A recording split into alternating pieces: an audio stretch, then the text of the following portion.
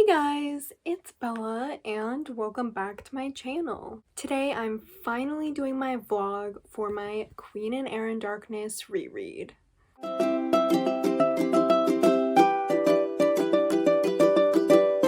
If you guys didn't know, I've been vlogging my reread of the Dark Artifices series, a trilogy by Cassandra Clare, which is part of the Shadowhunter Chronicles. I've done two other videos, which I will link down in the description, and I'll put a little card somewhere up on the screen so you guys can check those other two videos out before watching this one. There will be spoilers for the Dark Artifices and the other Shadowhunter books in this video, so if you're interested in reading Shadowhunters and have not yet, then click away and come back when you've read them. Now, Queen of Heir in Darkness is massive, but I'm very excited to get into it. It is so good, at least from what I remember the first time, and so emotional, so this is gonna be an experience vlogging it. Alright, let's get into the video. Alright, update. So I'm about 250 pages into Queen of Heir in Darkness, and wow, like that barely made a dent. See, I've been going back to school, so I have a lot less time to read. I'm only reading like snippets every day, so the progress is going pretty slow. But maybe one of these weekends I can just, or like on a Friday or something, I can just sit down and power through a lot of it. And when I say power through, it's not like I'm not having a fun time reading this book, because I am. I love this book, but there is one part of it that's making it harder to read because I just really hate reading it, and that is the Emma and Julian chapters. So basically, Julian went to Magnus, and because of the Parabatai curse, he wanted to protect his kids, and the love that he feels for Emma was putting them in danger because the Parabatai curse was starting to get stronger. He could feel his rune burning, and they would lose their minds if they kept going on how they were. Like, they would literally lose their minds. So he went to Magnus, and Magnus put this spell on him, which basically backfired a little bit, and now Julian doesn't really feel love. He doesn't feel love for Emma. He doesn't feel love for his kids. He more just feels like that instinct to protect them, like every parent has, or at least every parent should have. He just feels that instinct to protect them, so he's kind of operating on that instinct, but he doesn't really have any of the real emotion to back it up. And I just hate reading about it because Julian sucks in this book. It's not his own fault, you know, he didn't do anything wrong, but the Julian without love and compassion and kindness, the Julian that doesn't have that love behind his actions is horrible. You know, it's just cold and calculating. And one thing I do love about Julian is how calculating he is and how he will do anything to protect his family. But I don't like when he lies to his family and the people he loves, and when he uses his intelligence and cunningness for bad things instead of just to protect his family. Emma even says at one point in the book, like, what will Julian do when he doesn't have love to fuel his actions? Like, what is he capable of? And the answer is bad things. And the thing is, I know that we're only going to get Julian, the real Julian, when we go to the Thule dimension. But I don't want to go to the Thule dimension because that is when we get a whole other onslaught of painful things. So yeah, this trilogy is so good. It has so many good characters, so many good moments. I love it so much with my whole heart, but it is hard to get through it a second time because of how dark it is. And you know, I know what's gonna happen, so it's kind of more of a dread rather than a anticipation or an excitement to find out what's gonna happen next. And I'm not saying I'm not enjoying reading these books, like I absolutely am. It's just kind of hard to read the darker stuff now that I know how much more I have waiting for me before good things happen. And I'm not completely satisfied with the ending of this book, which also makes it harder to read, but I will talk about why I'm not completely satisfied with the ending at the end of the video and, you know, when I get there, because we still have a long way to go. But I'm just going to keep reading as much as I can every day, and I'll update you guys later. Okay, so I'm a little further on, and we're really starting to get into the first moments where Kieran, Christina, and Mark all like have feelings for each other, but they don't obviously know that yet about each other. And I remember when I first read this, I was like, it's gonna be another love triangle situation. We're gonna have another Will, Tessa, and Jem. I can't take this. Like, it's gonna break my heart. But no, it's much better than that. I'm just glad that Cassie did it the way she did, because I don't think I could take having Christina choose between like Mark and Kieran, and Mark choose between Kieran and Christina, and all of that, because they really are just great as the three of them, and they don't need to change. They can just be how they are and what makes them happy. But also, Kieran mentioned the cabin. So the cabin is this place where they can all go to be happy at the end of the Dark Artifices trilogy, and it's really like their happy ending together. And Kieran mentions it when he was in the Wild Hunt, he would imagine he was in the cabin and he was safe and happy. And it's just like this foreshadowing that Kieran always wanted a safe space, and eventually he will get the safe space he wanted with the people he loves, and I'm so glad he does, because he really deserves it. And also, on to a less happy subject, we're getting into when Zara and the cohort and everything is trying to track the downworlders and give them all numbers and stuff, and the way that this is the worst idea possible, and so many people are getting fooled and tricked by the Dearborns and everything, it just irritates me so much. But I can't wait to see how Helen and Aline handle this, because I know that something really funny happens as a result of this, and I cannot wait to get to that scene.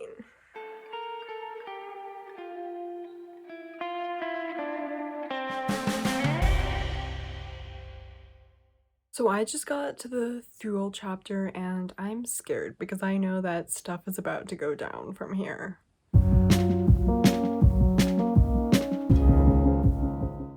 Hey guys, it's been a hot second, but I am over halfway through Queen of Air and Darkness, and wow, it's been a ride.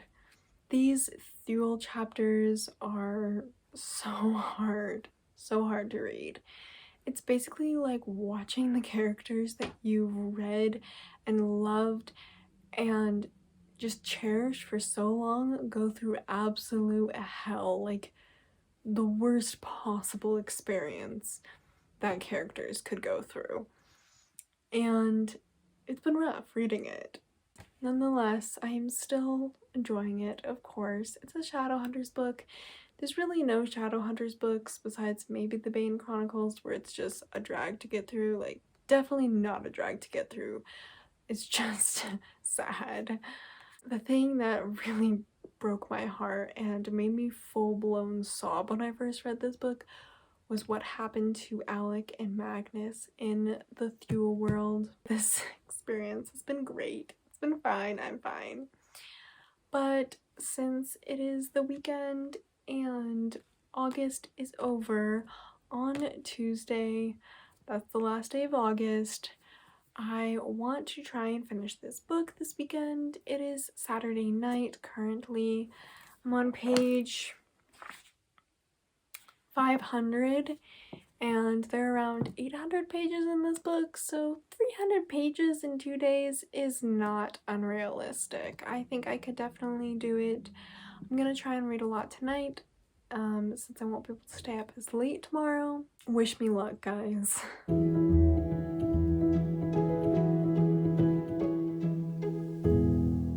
Okay, like, Raphael has done many wrong things in his life, but every time he comes up in a book that's not the Mortal Instruments, he's the most iconic person ever. Like, he heard about how Magnus and Alec named their kid after him, and the last thing he yells after Julian and Emma when they jump through the portal is, "Tell Magnus and Alec to rename their child." Like,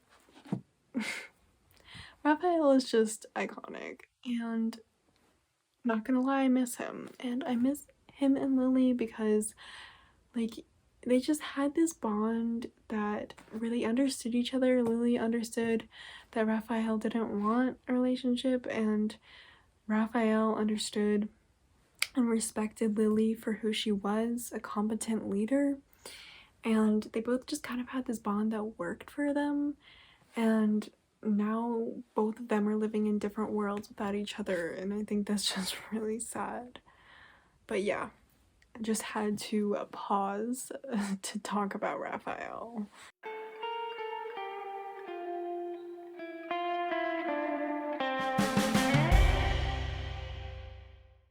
So Emma and Julian are back from Thule, and I'm just so frustrated because, first of all, in Thule, at least Julian could feel things. Like, at least he was back to being regular old Julian, because I love Julian with all of my heart. He's one of my favorite characters in the Shadowhunter universe, and not having him be him is just, I hate it. I hate it. I hate it so much. And now that they're back, the spell that Magnus put on him is back. So he's being like zombie, emotionless Julian again. And it just hurts. And I don't want it. I can't even remember how they fix it. Like, I have a feeling. Oh, you know what it is? I think once they help Magnus, he takes the spell off Julian, but I can't remember. The details are foggy, which I guess is good because it's a better reading experience when you don't really know what's coming. I have forgotten a lot of details from this book. I only remember a few major things from this book. It's been really fun to rediscover things and be like, oh yeah, I remember that scene, and remember how much I loved things and hated things. One thing that I distinctly remember from the first time reading this is my fear for Magnus, because I think this book has been probably the only time that I ever thought he might actually die. You know, when Magnus is sick or not doing well or worried, things are bad, because Magnus is the rock of the Shadowhunter world. All of them rely on him. All of them look to him for guidance or help, and, you know, except for Alec, who it really is Magnus's rock. But in this book, when Magnus is sick and slowly getting worse and worse, it's so scary because everyone else is kind of, they just don't know what to do. Because usually in this kind of situation, it would be Magnus that would fix it. It would be Magnus that would tell them what to do. But he can't because he's the one that's sick. I missed Malik so much. So everyone's telling the story of what happened in Thule, and they got to the part where they told everyone what happened with Magnus and Alec, and Magnus says, "You were not allowed to hurt yourself under any circumstances." Magnus said, his voice gruff, "Do you understand that, "I would never," Alex said, stroking Magnus's cheek. Magnus clasped Alec's hand against his face. Never. And before that, he was talking about the kids and how no one would take care of them if he did that. And they're really the best couple. Like, out of every Shadowhunter couple, they're the best, because as much as I love Emma and Julian and Jace and Clary and all of the other Shadowhunter couples, they're all riddled with this kind of forbidden love, or, you know, classic drama, I guess you would call it. And after they get their happy endings, we don't really see much character growth from the couples. Like, Jace and Clary are always Jace and Clary. I don't know about Emma and Julian because we haven't really seen much of them outside of the Dark Artifices. Of course, Tess and Will are always iconic. Like, I love them. But with Magnus and Alec, they've gone through such an amazing character journey. They're, at least Alec is like unrecognizable from who he used to be, and not in a bad way. He's still Alec. He always was Alec. He's just more of himself now than he ever was. And their relationship has just grown so much over every single book. And because Magnus is in every single Shadowhunter book, from the point where Alec comes into his life, they're both in every single Shadowhunter book. So you can really see all of their growth, and just, I could go on about them forever, and I probably will once we get to their wedding scene later on in the book. They just have the best moments. Like, they're the healthiest, most supportive couple ever, and they're one of my favorite ships ever. They mean so much to me. Yeah, I'm gonna go before I start rambling again. I forgot to talk about this earlier, but can we talk about how iconic it was that Diana cut off the Inquisitor's arm? Like, she's just really iconic in every way. And I love when Emma and Julian and the rest of them are talking about it, and Jace just casually says Diana cut off the Inquisitor's arm. Like, only Diana. And Diana and Gwen, perfect. I love all the scenes with them in this book so far, and I can't remember if we really get that many more scenes of them. I really only remember the scenes we got of them in the first book, so I can't really remember, but it all kind of descends into chaos in like this portion of the book, so there's not really much time for like sweet romance things, even though some people still manage it.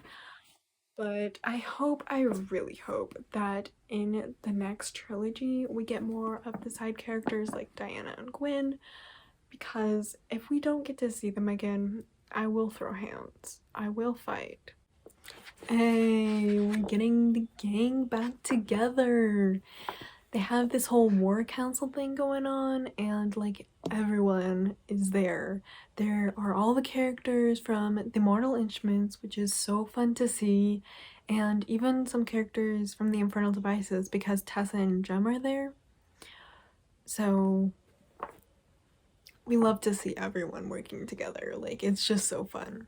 Okay, so I completely forgot about this, but look at the banner that Julian drew. So this is like the Shadowhunter Downworlder Alliance wartime banner thing, and they're called Livia's Watch. Like, I'm so glad that Julian's back, and it just gives me all the feels.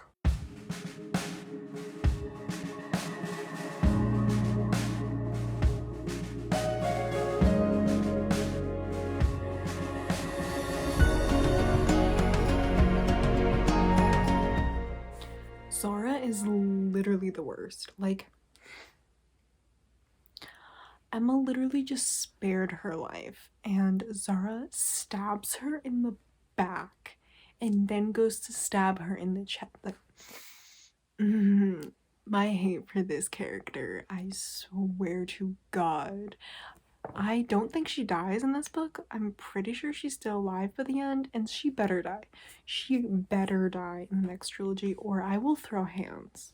But like, seriously, when I first read this, I was like, oh my god, did Emma just die? Did Zara just kill Emma? It was a whole time. And I'm still not okay because I just want to throw this at her face. Guys, I forgot about this. Emma literally just died, and before she died, she said to Julian that he was the best part of her life. Like,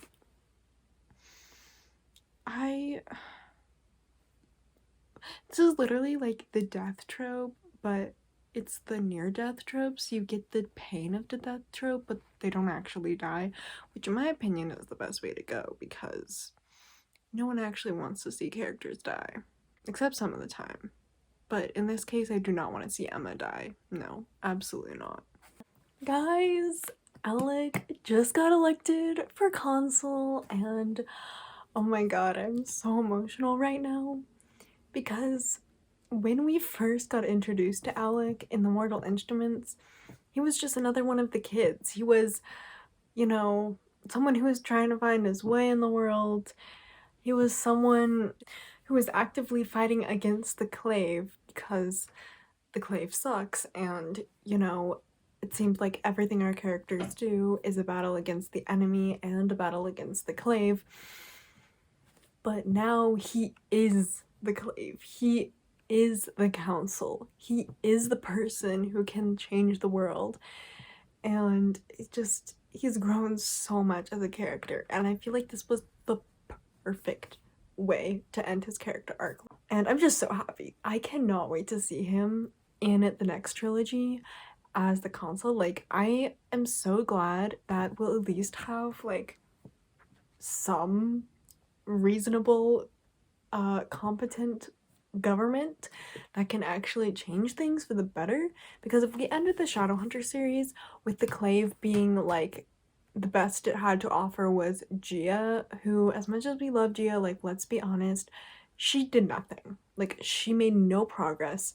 She did nothing to change or help the Clave, and it wasn't all her fault. You know, she was stuck in a system that is geared towards prejudice and hate and not change, but Alec can really change things, and I'm just excited to see what he does. I'm gonna cry. Oh my god. So they're all at the party. We all know it's really coming, but they're all at the party, and Kieran just got there, and Mark looks at him, and he looks at everyone around him that he loves, and he says, remember that all of this is real, which is a parallel to when Kieran said to Mark in Lady Midnight, remember that none of this is real, trying to spare Mark the pain of being back with his family after so long of being apart. But now Mark is happy and loved and safe, and all of it is real, and he deserves it. And it just makes my heart hurt so much, because Mark, for so long, has been so unhappy, and he really just deserves the world. Here's the line, the best line in the whole book. Like, I don't care, it is perfection. Okay, so this is Alec to Magnus when Alec is proposing, and he says, and when one day people look back on me and what my life meant, I don't want them to say Alec Lightwood fought in the Dark War, or even Alec Lightwood was consul once. I want them to think Alec Lightwood loved one man so much, he changed the world for him. I'm almost done, and Kit just left. He left watching Ty on the beach, and he just left, and I'm upset. I cannot wait until Kit and Ty see each other again in the next trilogy. Like, I cannot wait. Okay guys, now it's the part of the video where I give my final thoughts on Queen of Air and Darkness and my little spoilery review thing. So I wanted to start off with one of my favorite quotes from this book, because that's kind of become a thing with my reviews now. And I actually have two, but one of them I'm gonna wait until later in the review to share because it applies to a specific moment that I really want to talk about. And this one, I just love. I just love this quote. This is the nature of having a soul, Kieran, and a heart. We all stumble around in the dark and we cause each other pain and we try and make up for it the best we can. We are all confused. I just love this quote because it really explains, this whole book really is, there's just characters stumbling around and trying to do the best they can and, try and deal with all these situations that they're being given. And it also shows how, you don't have to be perfect. You don't have to try and never do anything wrong because that's not possible. Everyone does things to hurt each other without realizing it.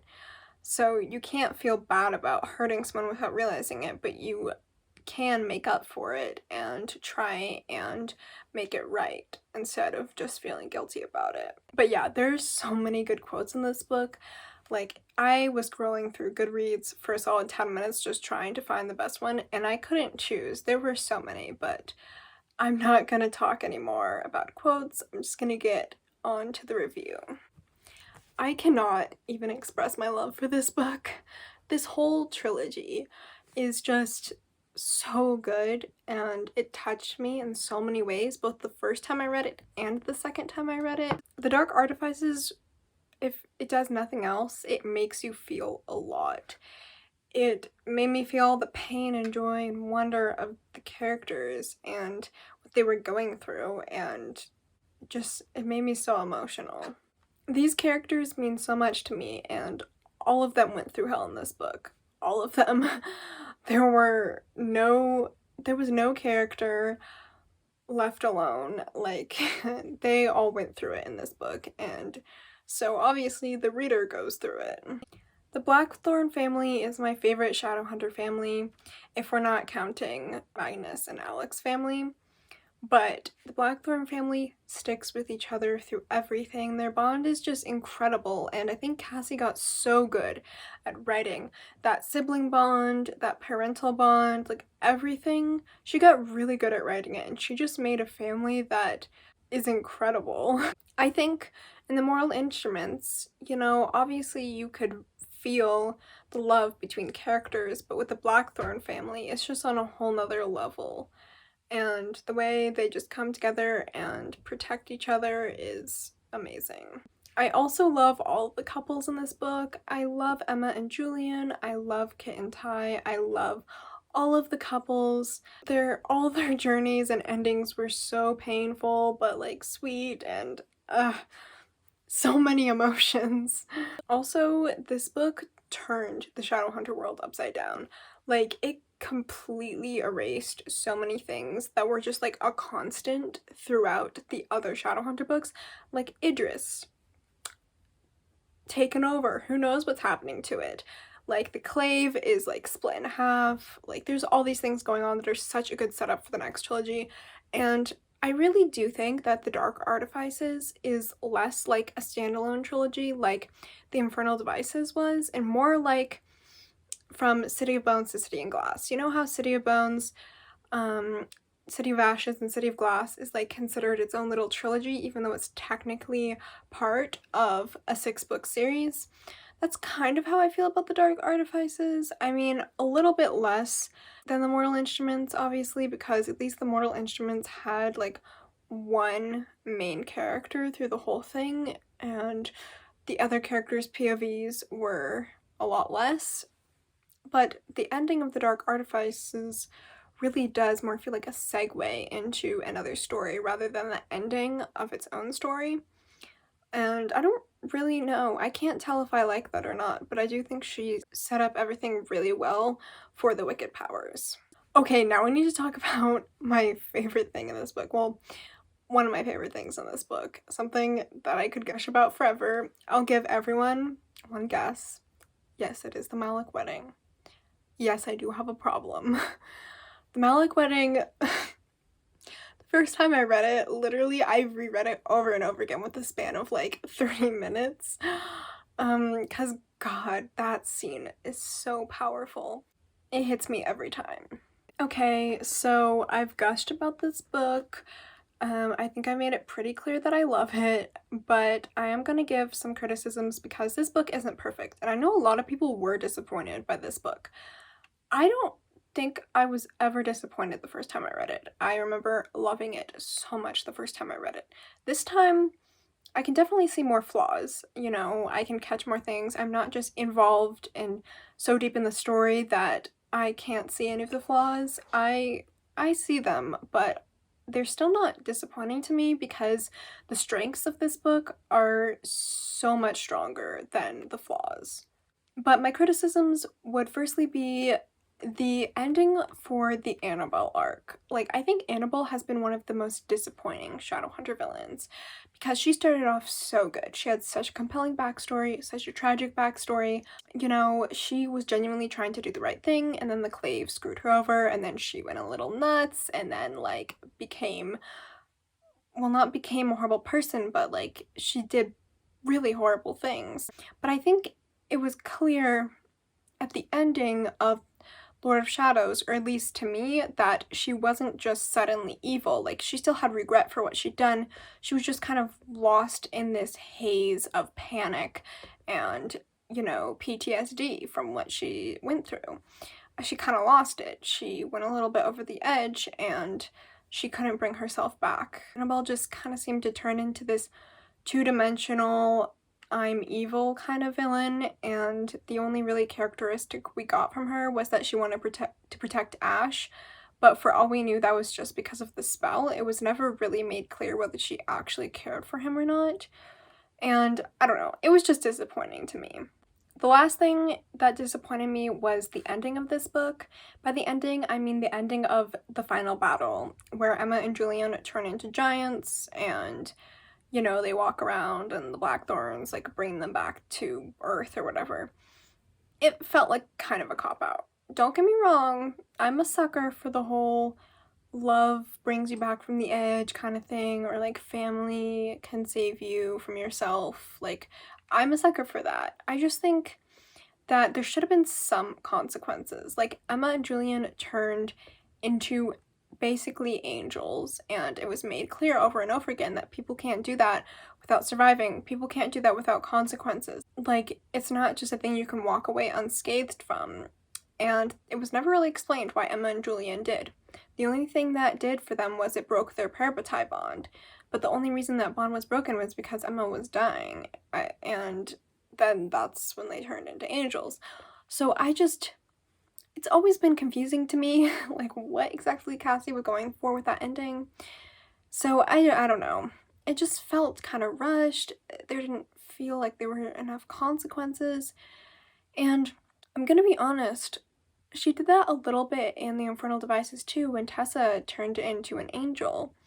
And Tessa didn't really have many consequences. Like, it was better because she was sick for a while, and it explained it some because it was like, oh yeah, the angel was trying to protect her since that had been its job for so long, so it had shielded her from, you know, the heavenly fire and all that stuff. But there was no explanation offered with Emma and Julian why they survived, at least not that I found. Maybe I was just dumb and missed it. Anyway, those are my thoughts on Queen of Air and Darkness.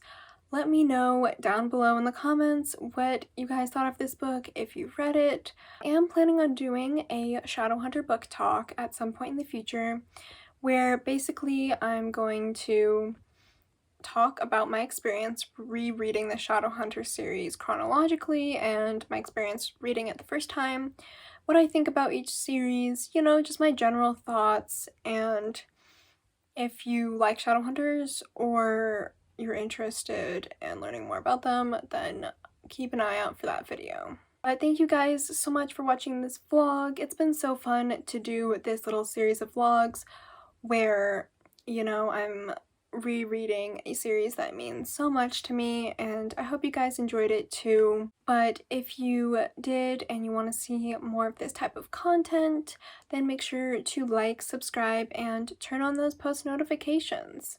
Bye!